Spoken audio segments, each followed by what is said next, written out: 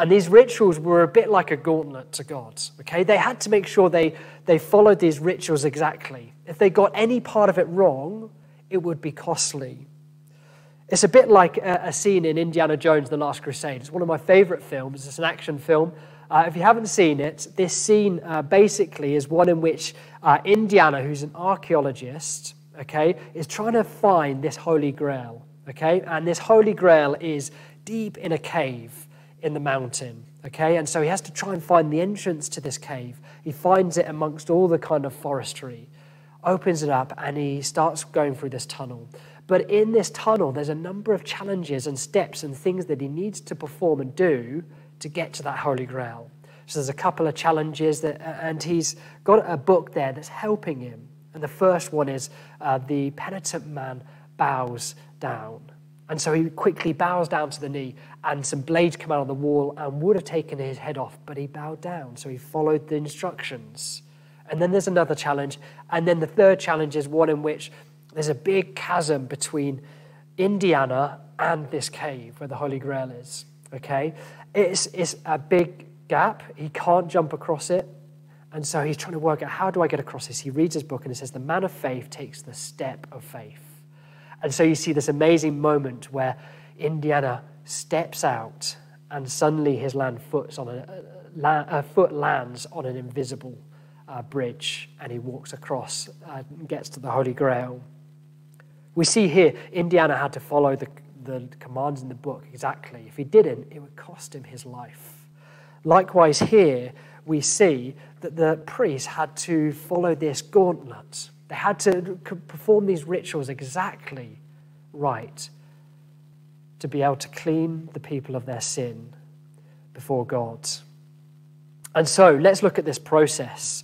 Let's look at this pattern that Moses had set up and God ordained. Firstly, working from right to left on the tabernacle picture that you've got there, you have firstly the altar of burnt offerings. This is where an animal was sacrificed, blood was shed, and sins were pardoned for.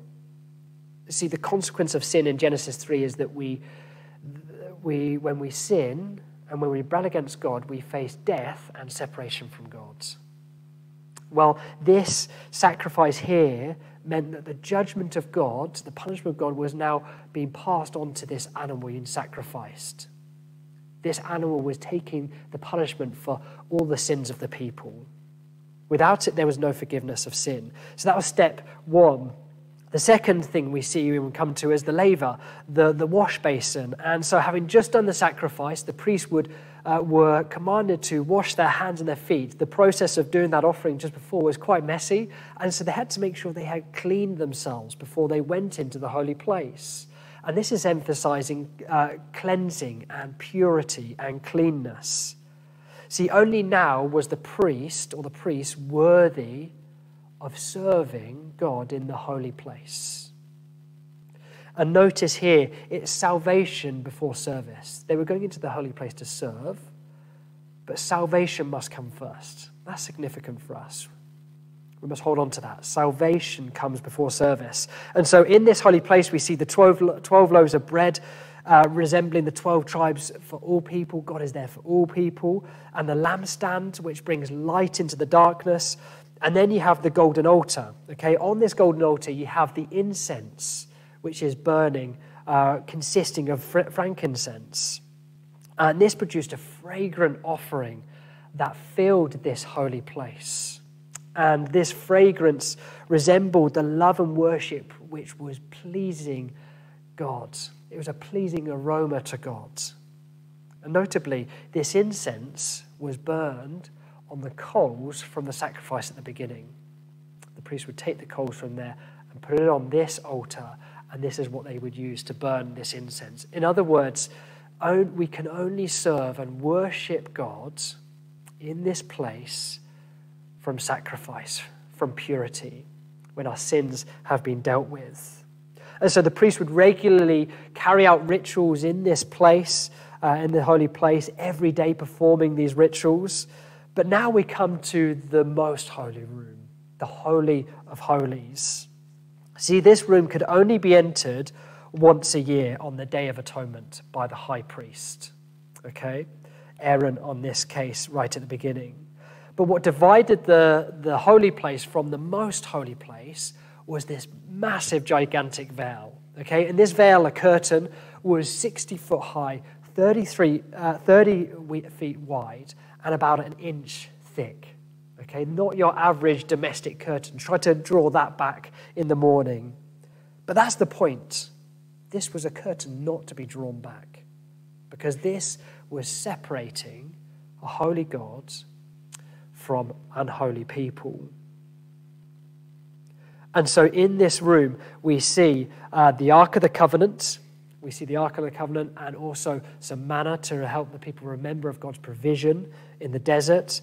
And later it would have an item of Aaron's in there as well. But on top of this ark was the mercy seat, okay? And this was like the throne of God. This is where God's presence would dwell as a hot spot, okay? And as we discovered, as we just said, once a year, only once a year, could one person go in, and that was the high priest. And this was on the Day of Atonement. And on this Day of Atonement, right at the beginning, in that altar of sacrifice offering at the beginning, a goat would be sacrificed for the sins of the people to atone for their sin. Okay? And the blood from this sacrifice would be taken by the high priest, okay, into this Holy of Holies. And he would sprinkle this blood over the Ark of the Covenant.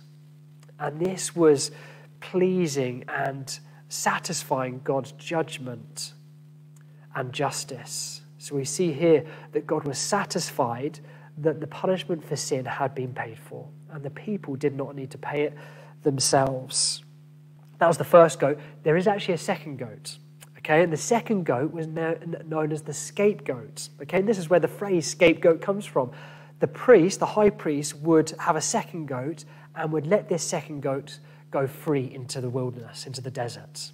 And this was helping the people understand that they had been set free from sin. They were now free to worship God. Okay, free from all the things that were holding back, the baggage and the mess in their lives. That was the scapegoat. Quite interesting, isn't it?